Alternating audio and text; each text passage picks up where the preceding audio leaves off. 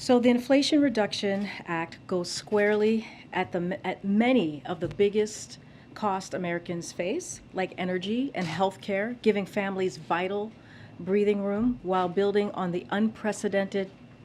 deficit reduction we have achieved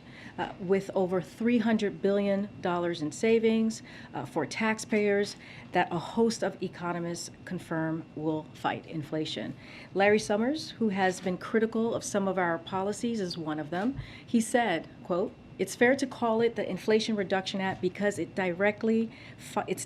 fighting the rate of inflation." Other experts like Jason Furman and the Committee for a Responsible Federal Budget has said the same. Jason Furman said,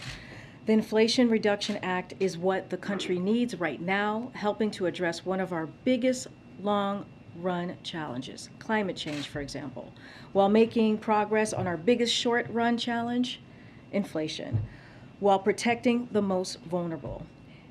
And Maya McGinnis, president of the Committee for a Responsible Budget, "Almost every one of these policies in of itself will fight inflation, and on net, the entire package most certainly will."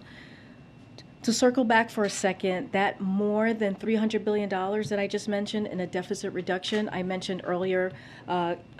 just now will be financed by ending special tax benefits for the wealthy and big corporations that have happened at the expense of the middle class, including loopholes that allow multi-billion-dollar international companies to pay $0 in taxes, or a hedge fund manager to pay considerably less in taxes than middle-class families will act against inflationary pressures across the board, addressing many costs. The president's biggest priority is cutting costs for families and fighting the global problem of inflation that is affecting the world, and that's why he wants to pass this as soon as possible.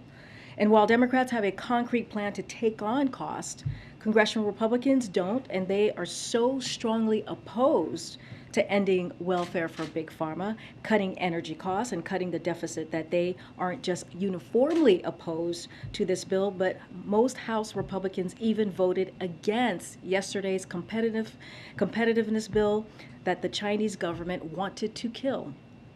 They even blocked legislation to help veterans exposed to toxic chemicals in service of their country.